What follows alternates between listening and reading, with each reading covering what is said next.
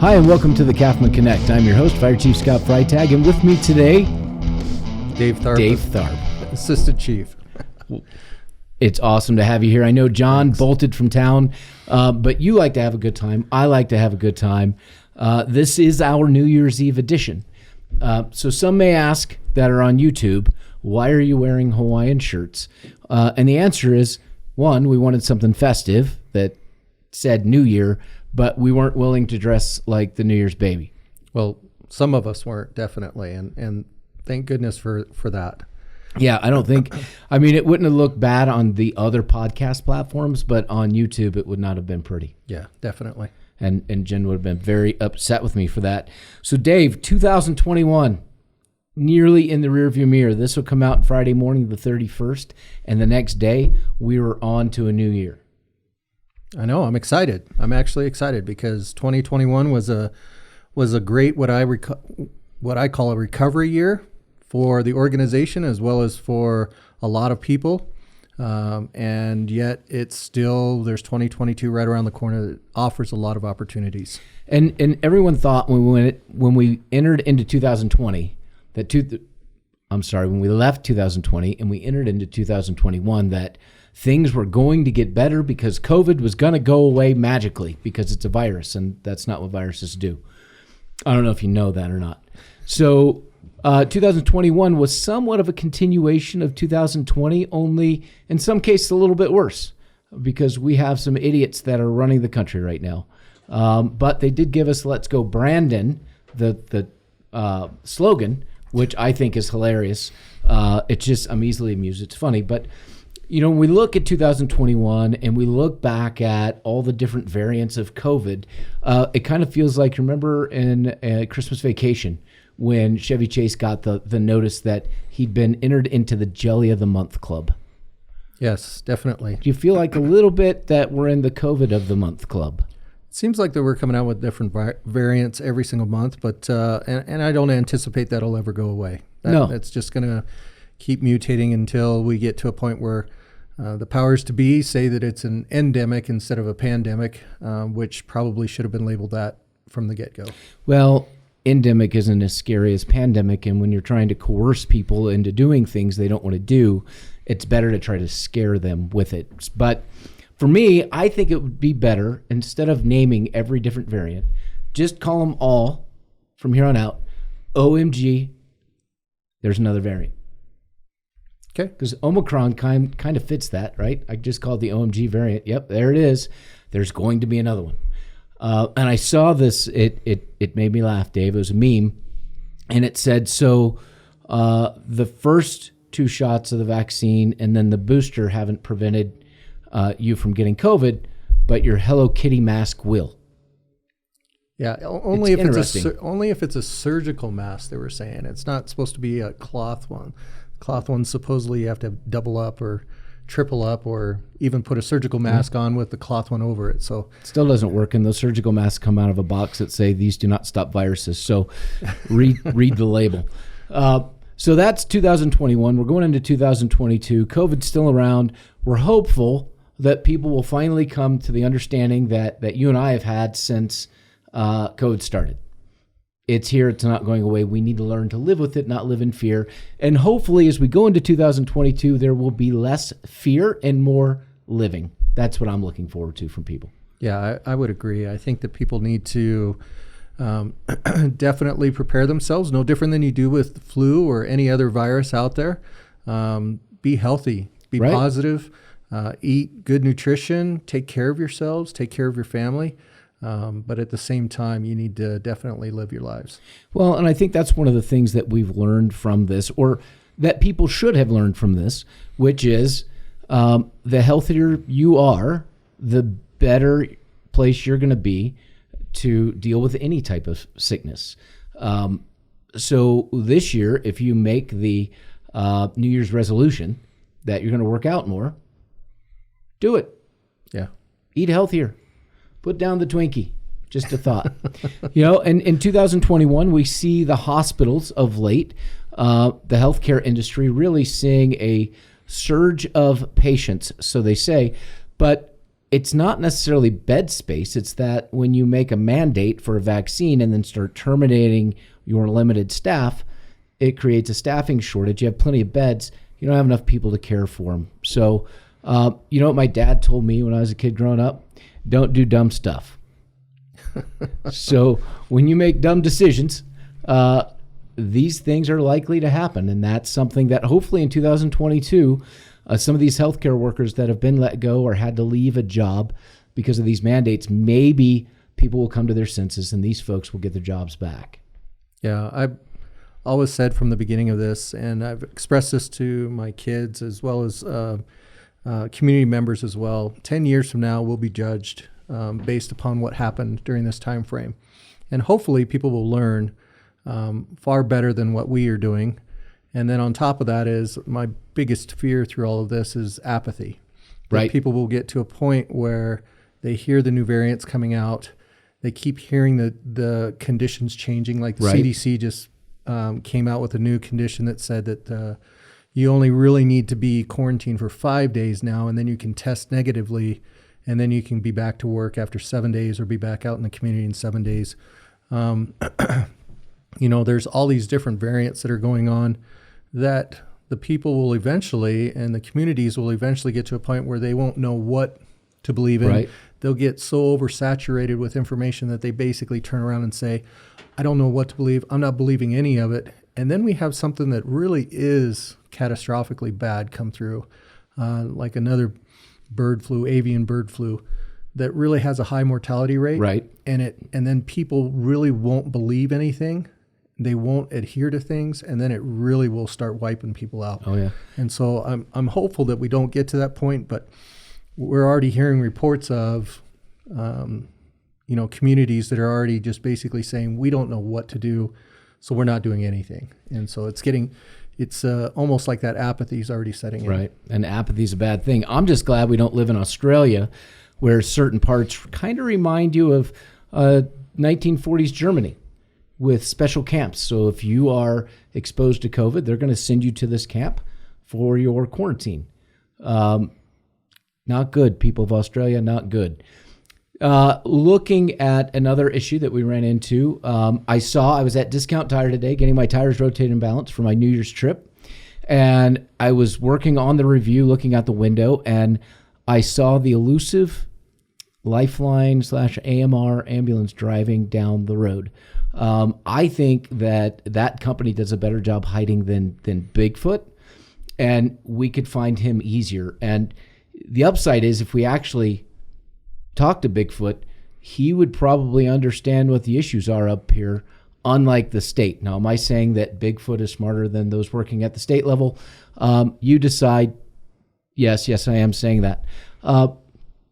So we certainly have some issues there, but looking at where we are today, we have a special board meeting that'll be done by the time we air this on Friday, but not done for this recording. So we're going to the board in a special board meeting today to talk about the purchase of 3 brand new and 1 rescue for CAFMA, which we know is much needed. At some point, you have to give back the equipment that you're borrowing. We just can't keep it indefinitely. And we have a proof of concept that this works. And part of that proof of concept is baby Lily.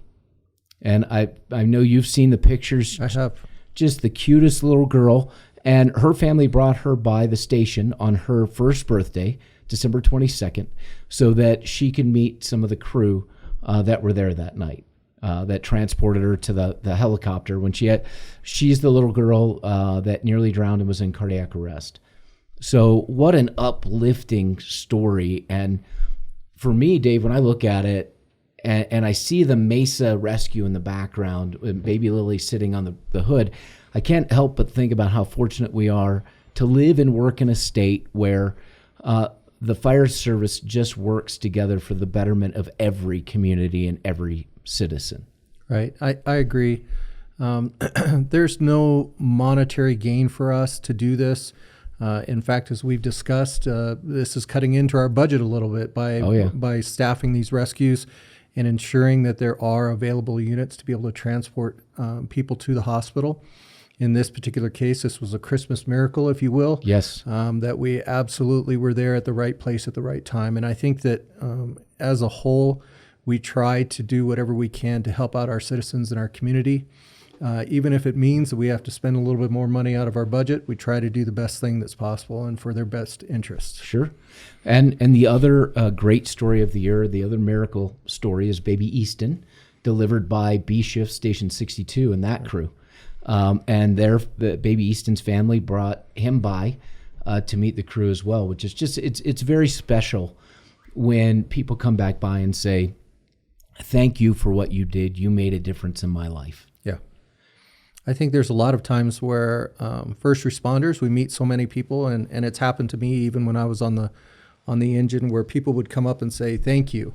Sure. And I had no idea who they were, because you're seeing so many hundreds, if not thousands of faces throughout the year as you're trying to help out people and run on calls. But it's always nice to be able to know that you do have an impact for whether it's a family, an individual, or your community. Right. So I think what you can see here is we're transitioning a little bit. We poked at 2021, and I think a lot of people may feel like they're walking. They want to walk away from 2021 kind of like an action movie, the hero in an action movie, where they just throw the match behind them and walk away as everything just explodes, just goes away and it's gone. But the reality is, and we talked about this on our Thanksgiving episode, is that there truly is a lot to be thankful for in 2021. Yes, we have the COVID issues. We have the hospital issues, not just our hospital, but the healthcare industry. There's the ambulance issues we're addressing, but so many good things. The CAFMA family alone, our CAFMA family welcomed 7 new babies to the family this year. Well, we're growing the community. Yeah, we are. And, you know, it's awesome to see so many young families and think about, I know for me, and your kids were the same way, when I was on the engine, you know, my kids came by the station for holidays and they kind of grew up around the fire station, which was very exciting. And I was always excited to see everybody else bring their kids in as well. Yeah. My older kids definitely remember those times. My younger kids, because I transitioned over into administration, they still question whether or not I was a real firefighter, as they put it. But I keep they do understand, though, the transition, and that I still obviously am very much in the firefighter family. But you're absolutely right. We value our families. We definitely emphasize to our personnel that families are way more important than anything, and you need to really try hard to make sure that that's of high importance for you and your career. Well, and I have the list right back here because Lacey and Human Resources, wonderful person, put the list together for me of all the families that welcome new babies, and I forgot to get out of my backpack. Okay. But because it's us doing the podcast, nobody really watches anyways, I'm going to scoot back and grab that. Okay, sounds good. The beauty of editing. So, here we are. Who all welcomed new babies in 2021? The Apollinar family, the Kumpala family, the Anglin family, Jones family, Moore family, Birch, the younger one of them, maybe both. Did Caden and Brighton both? I don't remember. That's a good question. I thought they both did. And then the Rafters family. Yeah. In addition to expanding our family in that way, now these other folks, we didn't expand the family, but we brought new folks in as some other folks left the organization for retirement or other reasons. 13 new people, 7 in operations, and the rest all in non-ops positions. Right. You know what's great about that is whenever we do our interviews for the Chiefs interview, I know that the candidates are always very nervous. Right. But one of the great things that we always ask them is, why did you want to work here? Why do you choose CAFMA? I mean, especially for the non-ops personnel, they have other opportunities to go elsewhere. But it's always interesting to hear their answers. And usually it comes back to, we hear your reputation of your organization. We want to work someplace where we can make a difference. and they ultimately want to be able to feel like they are welcomed and respected in their job. And I think that speaks volumes of the culture of the organization that we try to promote here. Well, and we ask them what their expectations of the organization are as well, because we need them to understand, hey, if I choose to work here, do they fit what I need? Right. Are they concerned about me, my family, my overall welfare, and my development throughout my career? And the answer here is yes, I think. That's what we try to do for everyone that comes in. Well, I think that one of my staff members came to me, and she recently had to take some COVID leave time. And she said that was a huge example, again, of multiple examples of the organization being concerned about her and her family, being able to afford them the opportunity to take that time to be able to care for her child, and that they didn't use that against their leave time, and that we still paid them during that time. And I said to him, yeah, I know that even though we kind of give COVID a hard time, we do. Absolutely, we make a lot of fun about it. But we absolutely want families to be able to take care of each other and to be able to be there for each other. Well, and this virus is different too, in that, the CDC's initial recommendations where you needed to take 10 days off. And I can tell you that when I had at the beginning of November, it was no joke. And I could not have come back to work in 10 days. There was just no way I could have, because I wasn't without a fever for 10 straight days. So 3 days following that would have been 2 full weeks off work. And most folks, especially newer, don't accrue as much sick time. And when we look at it from an organizational perspective, what does it really cost us? Because if the person's gone and we have to backfill them, we have to do that whether we charge their sick bank or not. Right. So the money's still being expended. And in non-ops positions, we typically don't have to backfill. So really that portion of the work's just not getting done that week, or other people are stepping up to do it, but it still doesn't cost us anything not to charge their sick bank for that. And sometime in the future, when things calm down and COVID variants get to the point where they're like your seasonal flu or a cough and cold, where, hey, I had this for a couple of days and then I was 24 hours without fever and I'm back to work. That's different than 5, 10, 15 days that you have to be off with this. And honestly, stay home, take care of your family member. We want you to be able to do that. Right. And you've been exposed. Yes. Yeah. So isolate too. Try not to drag it in with you. Yep. So some of the other great things in 2021, we submitted our CON, our Certificate of Necessity to Operate Ambulances in the state. We're actually in the substantive review phase. So we received a letter. We're answering 3 pages of bullet-pointed questions, working through that. Hope to have that back to them mid-January and move on with the CON process. Yeah, that's obviously progressing a little bit faster than what we anticipated. But at the same time, I think that maybe the department heads down at the state are recognizing that they're getting some pressure to also hopefully rectify some of the problems that we're seeing. And again, we're not trying to compete against the private ambulance. No. We are try to get people from emergency EMS calls or accidents or et cetera, into the hospital. Right. That's the extent of it. We're not in it for interfacility transports or what we call money-making trips. That's not what we want. We definitely want to be able to be utilized as a backup. Right. So, well, and one of the questions they had from the state was, why is Prescott, the city of Prescott, not included in your CON application? And the answer to that is simple. We still have a private company up here. We have a potentially another private company coming up, and the city of Prescott's not our jurisdiction. We simply run in as a backup or automatic aid on the fire side of things. Same thing on the medical. So we're not trying to compete with those private companies. Our intent is we get our CON, and then we sign a backup agreement with whoever's servicing that area so that if they need help, we can back them up if we have resources available. So we're still working together in partnership, but we're not trying to compete financially with the private company.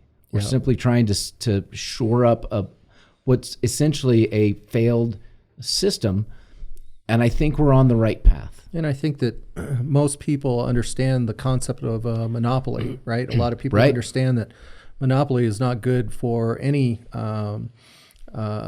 community because it doesn't offer any options whatsoever. And so I think that in this particular case, what we're trying to do is just offer options. Right. Not only for the people on the ambulance, because I think that sometimes the people on the ambulance also get frustrated because they know what they need. They're in Right. the EMS field. Some of them work maybe for other agencies as well, and they know what the expectation is. So they're frustrated by the fact that they can't fulfill the obligations. Absolutely. And then on top of that is that the people out in the field, like the fire departments that are trying to provide that service, they're frustrated. So, and then the community gets frustrated. So everybody's frustrated, and all we're trying to do is just offer another option so Right. that people can use it. No, I think that's good, and I think it'll be a good service. When we are successful, we'll be picking up 12 new people, 6 medics, 6 EMTs, all civilian, so that they're on the ASRS side of things. So it's opportunity, a job creation opportunity again, which is good. And when we talk about job creation, because I want to get to the PSPRS and the good news about that. But I saw today, and Jonah may be aware of this, that in 2021, TikTok was rated the most visited site. What's TikTok? I'm not real sure, honestly, what TikTok is. My kids do dances all day long in regards to that, but I'm not really sure either. I don't know if that's a good thing. I mean, I guess it's good if you own shares in TikTok, but given the number of folks who don't want to go back into the workforce right now and the workforce shortage, I guess that what they're doing in their time off is making little videos and watching little videos. They can actually make quite a bit of money from my understanding. It's, Really? Yeah, depending upon how many followers they get, they can actually make quite a bit of money, like 6 figures a year. So Kathy, just so you know, now that we know that, that's another revenue stream. We need to talk about a TikTok channel for us, and we'll get Dave on there dancing in his Hawaiian shirt. Oh no, that's not good. What's that cake song that you like? Okay, every time it comes on, I just Going the picture you Distance? dancing. Going the Distance. Yeah. There it is. Not a new song. From the 90s, I think, so some people may not know it. That's okay. Kind of like my reference to Festivus in last week's Which was much review. appreciated. Yeah. So it's Festivus for the rest of us. I like that. Yep. It's funny. Again, if you missed that and you don't know what Festivus is, go to Google. So let's hit PSPRS real quick. We worked with the fire service in the state on the fire district side specifically to change legislation so that we could access, we being fire districts, fire authorities, access certificates of participation to refinance our pension debt. Yeah, this is not a new concept. Certificates of participation are used by municipalities, townships, county governments, even state governments for usually large projects, whether it's infrastructure or capital purchases. Oftentimes it also can be used for debt repayment or debt Right. refinancing. In this particular case with PSPRS, there was a ever-increasing unfunded liability. The city of Prescott decided to raise a sales tax, which they're doing very well on, and being able to refund that unfunded liability back to PSPRS.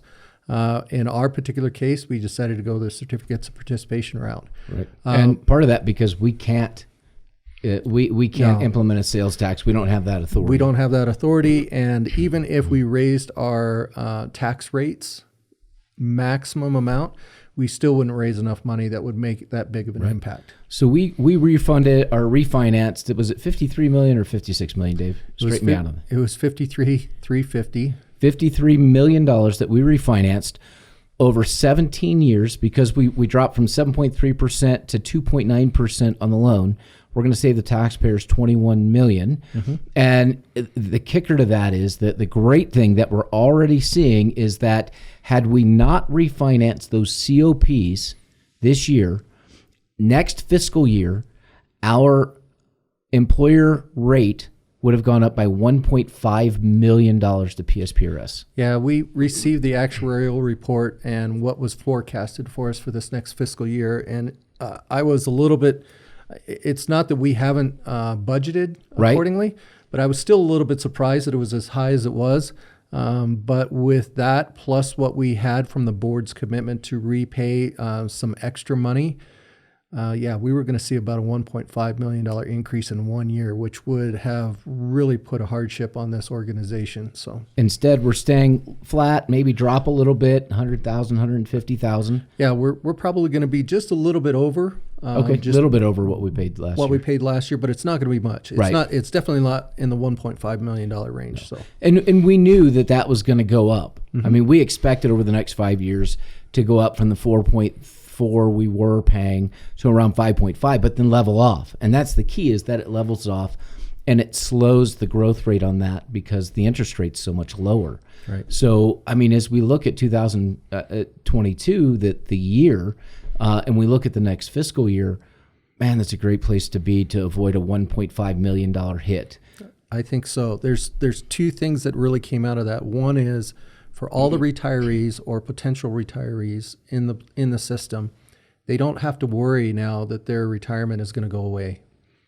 I think that really helps give a lot of them ease of mind, because I've talked to a lot of retirees that have come back and asked, what's going to happen with this? Right. The second part to that is that we are not sticking it to the citizens or the taxpayers, right. That we actually found a solution that was going to save them literally tens of millions of dollars over the long term by paying this off sooner and turning around and being able to then make it fiscally responsible for us for financial planning going forward, that we can actually budget for what's going to happen in the future. No, and that just, that savings, it's still a big note. Don't get me wrong. This gives us breathing room. It's not like we just had a windfall of money fall in our lap. That's not the case. But it's good. And in 2021, we started shifting to the new wage scale that puts us at the 75th percentile. In 2022, July, we will complete that transition, so that will be done. Still other things that we're working on, but I think we have room to work within some parameters and look at some different positions we need. We know we're hiring someone to work with Jonah in the next fiscal year. We're looking at potentially one other position, non-ops, at least one. And then we're on the ops side, we're talking about a SAFER grant, see if it makes sense to bring in 5. And that 5 is not to replace anybody that's leaving. It's to bolster our staffing. Because when we look at the amount of overtime we've been paying, which part of that is COVID, part of that's the rescues, and we look at the amount of overtime just in general, the amount of time people are here, we're seeing a lot more mandatory. And it's slowing down some now that we've added the 7 positions we were short that just got us back to level. But we have to look at the burnout side. So you typically try to look at it financially and say, well, we'll be better off financially by doing this in the overtime. In this case, we have that. Plus, we're looking at behavioral health side. We have to do better. And one more note on that: we are working on an agreement with a local trauma counseling service in the area, and they are going to be our go-to for behavioral health as we move forward over the next 18 months. Starting hopefully in January, we'll get the agreements done. So it's another, I think, a positive step forward. So, Dave, I don't know. I'm kind of excited about 2022 and what it's going to bring. No, I agree. Also with the PSPRS thing, I just want to point this out. It's not that we just paid off, but we also have a $10 million retention fund too. Right. So we also can meet any future liabilities. Absolutely. Without going back to the taxpayers again and without asking for additional funds. Right. I think you hit the nail on the head, Chief. And just like we talked about at the very beginning, understanding that this was a recovery year. 2021, we can call it whatever we want to, but it really is a recovery year. And hopefully 2022 will offer us even better opportunities. And honestly, I'm not one of those people that wants to throw the match behind me and see 2021 explode, because I think there were too many good things that happened. Yes, they were overshadowed by some of the larger negatives, but still tremendous amount of positive came out of 2021. So we're looking forward to 2022. I hope everyone that's listening or watching is looking forward to 2022. One message real quick, because it's New Year's Eve. Have fun, but drink responsibly, and please have a designated driver. Uber, Lyft, taxi, don't care. Just don't drink and drive. Yes, definitely. Be safe out there, everyone.